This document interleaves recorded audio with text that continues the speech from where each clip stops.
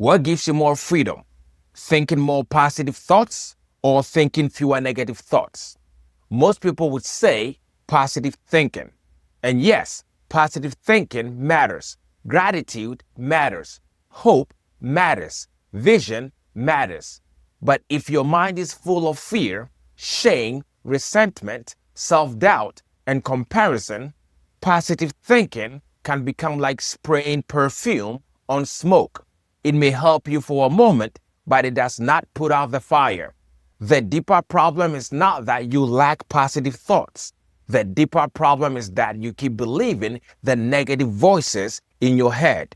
That voice says you are not enough. It says you are behind. It says you always mess things up.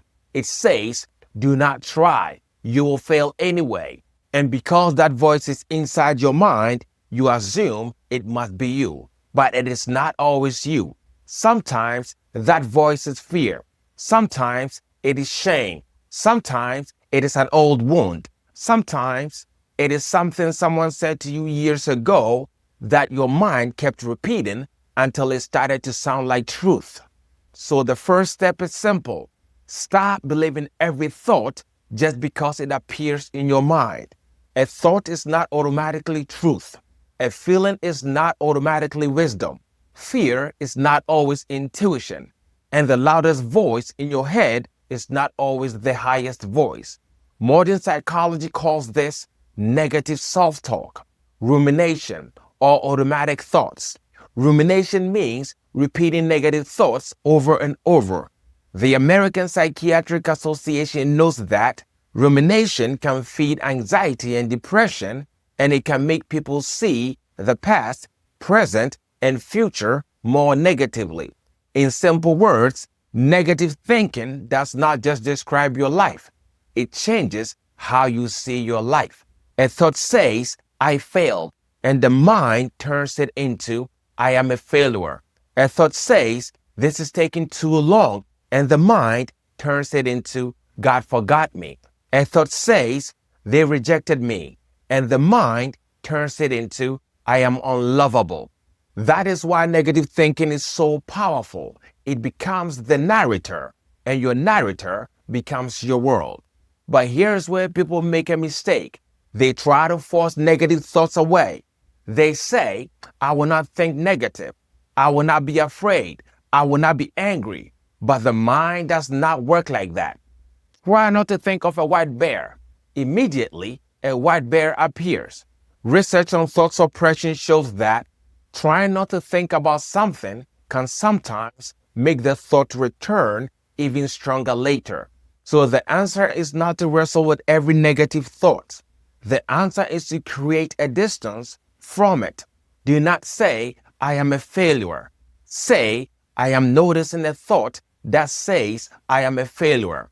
That small shift is powerful because now you are watching the thought instead of being trapped inside it. And if you can watch the thoughts, you are not the thoughts. This is where spirituality and psychology meet. Buddhism teaches us to observe the mind. Hindu wisdom speaks of the witness. Christianity speaks of renewing the mind. Islam speaks of purifying the heart.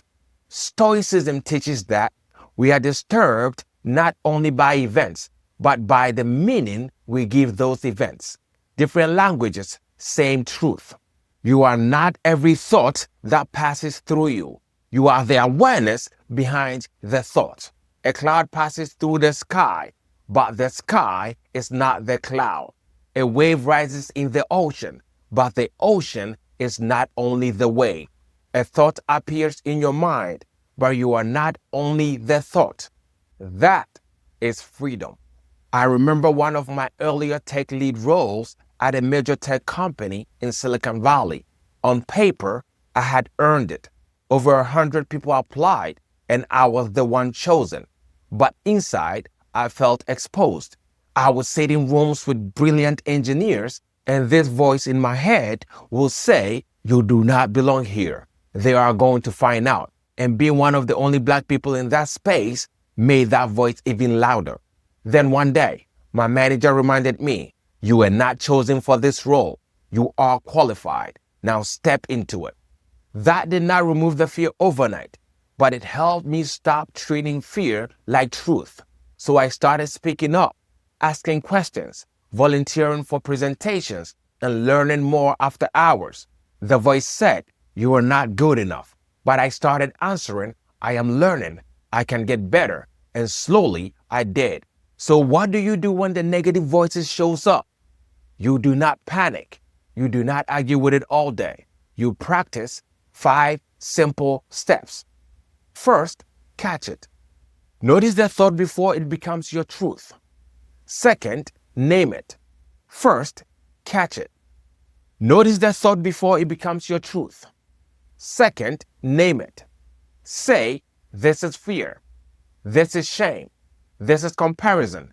This is the critic." The moment you name it, you create a space from it. Third, question it. Ask, "Is this true? Or is this just familiar?" Because many thoughts feel true only because you have repeated them for years. Fourth, return to the body. Take a breath. Feel your feet. Relax your jaw. Come back to present moment. Your breath is more real than the story in your head. Fifth, choose a truer thoughts. Not a fake positive thought, a true thought. When the negative voice says, "I am a failure," answer, "No, I am learning."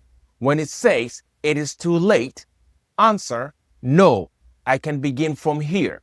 When it says, "They will judge me," answer, "Their judgment is not my master." When it says, "I am afraid," answer, "Fear is present, but it does not get to lead." And when it says, "I am not enough," answer, "I do not need shame to grow." That is not fake positivity. That is truth. And truth is stronger than forced positivity. The goal is to stop letting negative thoughts control your life. Healing is not when the voice never appears. Healing is when the voice appears and you no longer hand it the steering wheel. So yes, think positively, be grateful, speak life, hold a vision, but do not use positivity to cover a mind full of fear. Turn the light on, see the voice, name the voice, question the voice, then choose from love, not fear, because you're not here to let your mind become a weapon against your soul. You are here to remember who you are. You are here to create from love and awareness. So the next time the voice says you are not enough, do not argue with it all day. Take one breath, create 1 inch of space, and say, "I hear you, but I do not belong to you anymore."